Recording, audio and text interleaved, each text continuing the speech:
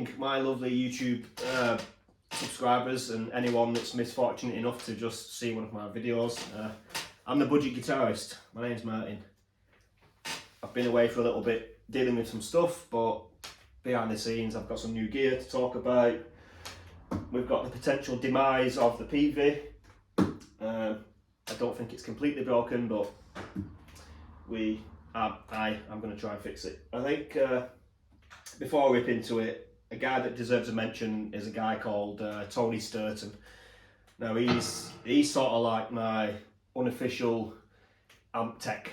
So when something goes wrong with any of my kit, I can message him, I can call him, and this guy is, he knows lots about tube amps, solid state amps, the circuitry, you know, all these things. He trades amps, he buys and sells, he fixes them up, he fixes other people's amps.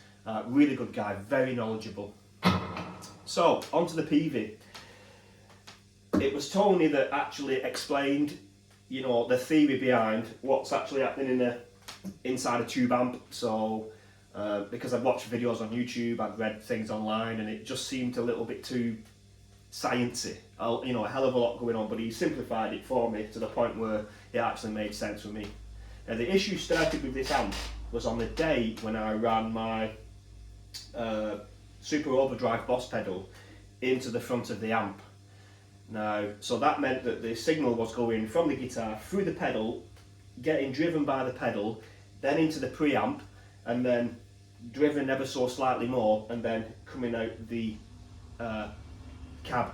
On the Peavey, there's two little lights here that when you turn it on and it's warmed up, they stay green. And when I was playing, I did notice straight away a drop in volume, and one of these green lights went red.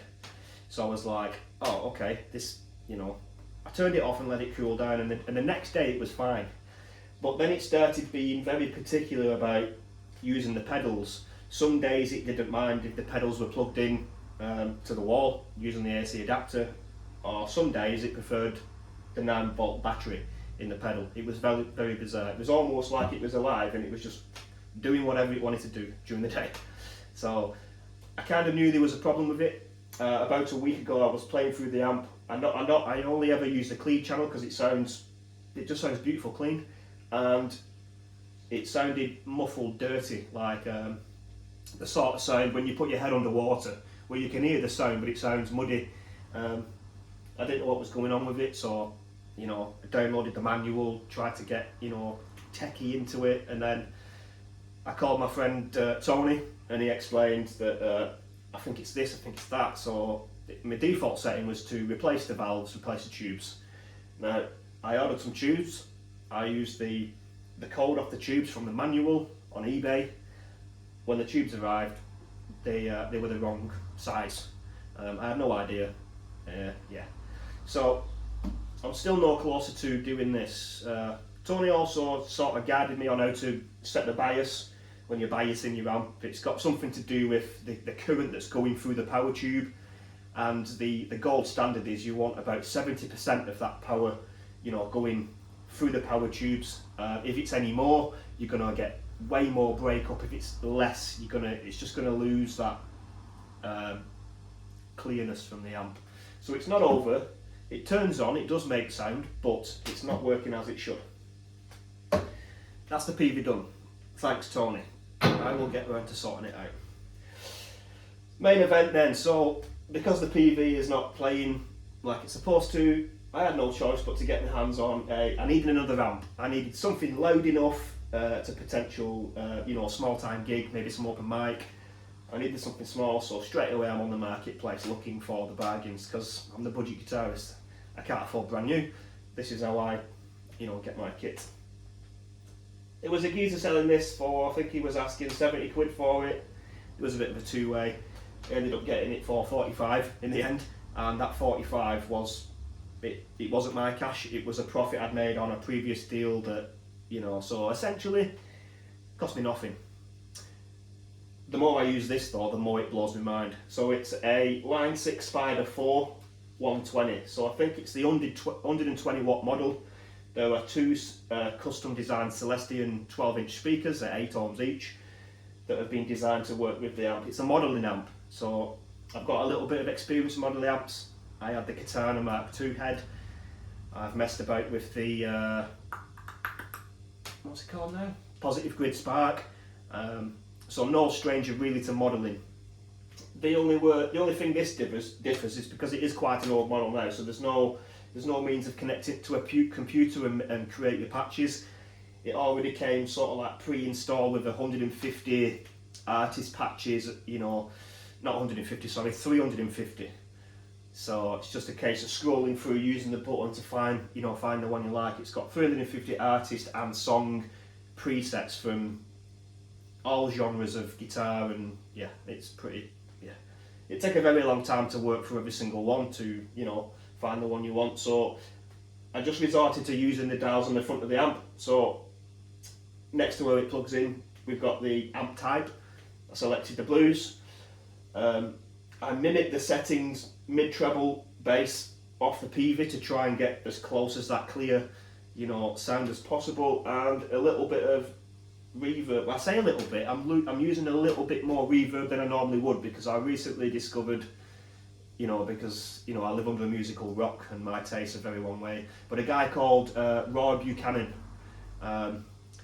it just popped up on my Spotify, and he's playing a cover of Hey Joe, and he uses a hell of a lot of reverb.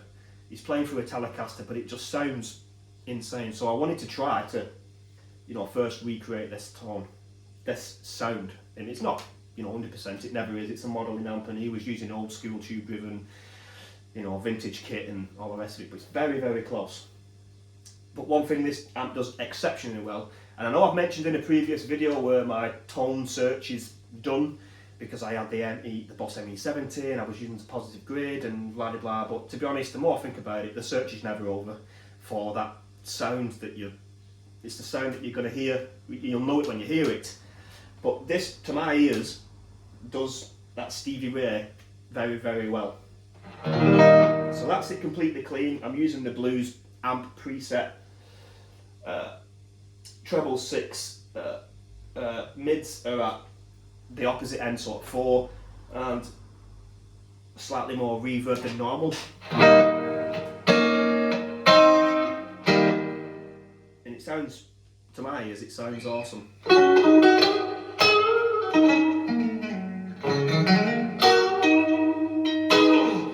It does start to break up naturally as you dig in.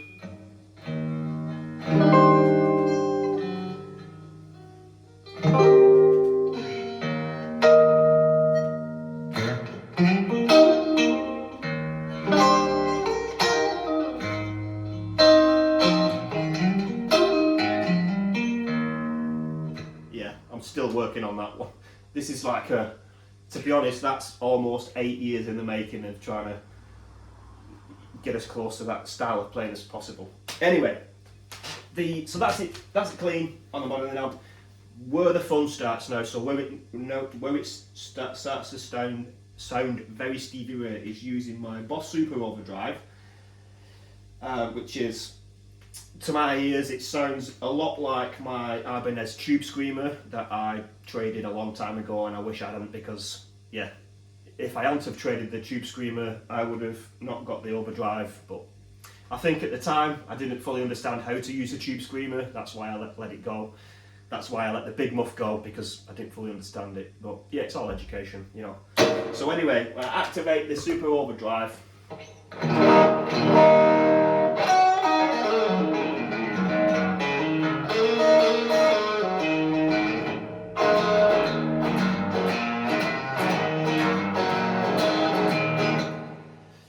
So it's breaking up just the way I want it to break up. It reacts to the pick. It reacts to the, you know, your pick attack, so it doesn't.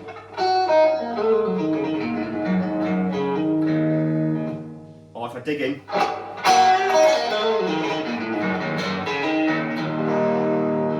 it just sounds insane. Considering that's a solid state, and I was convinced that tube was the way forward, you know. But tube amps have the little quirks. They need maintaining. They need servicing. They need to be, you know, it's a full-time job just looking after the tube amp. this is, yeah, it sounds absolutely awesome. To my ears anyway, it definitely sounds very Stevie Ray. So let's, yeah, what I do every time, trying to prove it to you and play some Stevie Ray.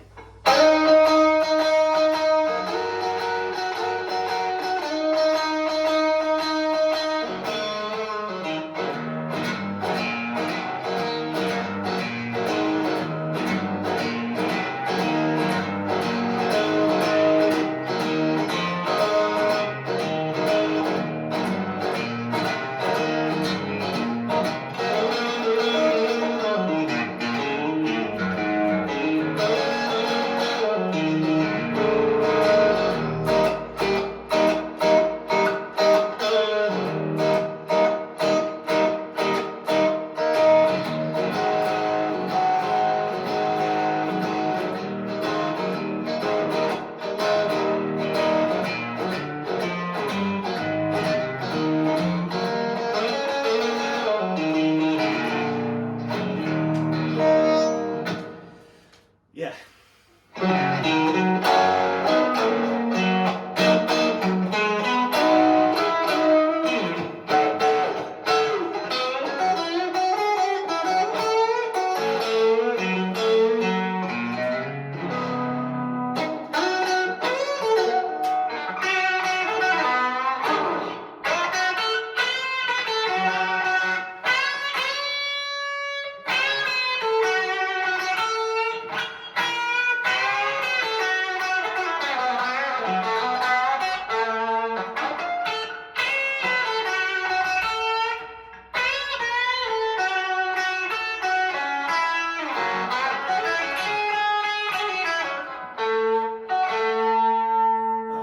I always forget where it goes from there, but it goes.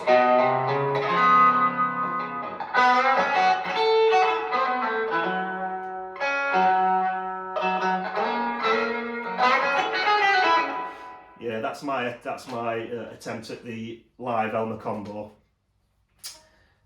Texas Flood. I can't do it. I'm not Stevie Ray Vaughan, but I am loving the sound that this amp's making. There's only one issue with this amp. See this little dialy preset knob. So this is, so you go up and down to find a user preset or a pre, and you can make your own patches and this and that. But this knob here, it's snapped off on the inside. So at some point it's coming apart, and I'll fix the switch. It does. The switch does work, but it's very fiddly to try and get the. So what the preset knobs does, if you're dialing and using an effect, or in my case a reverb, you've got the choice of, I think it's spring, hall, plate.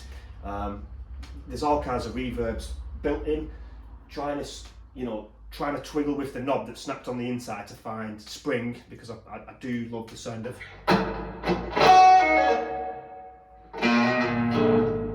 I like the spring.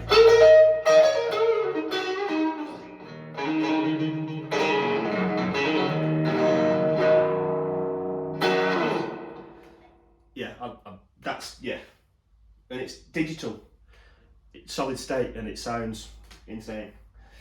Maybe this is the amp I've been searching for the last, how long have I been doing this now? 2 years, or maybe something else is going to come along and my search will continue. But this is where I'm at the minute. I fully intend to keep going, still doing the budget guitarist thing with the marketplace, and just keeping you up to date with the music, what's happening with the band, the gear, guitars, and yeah, it's a lot of fun. And for me, it is the best distraction. I absolutely love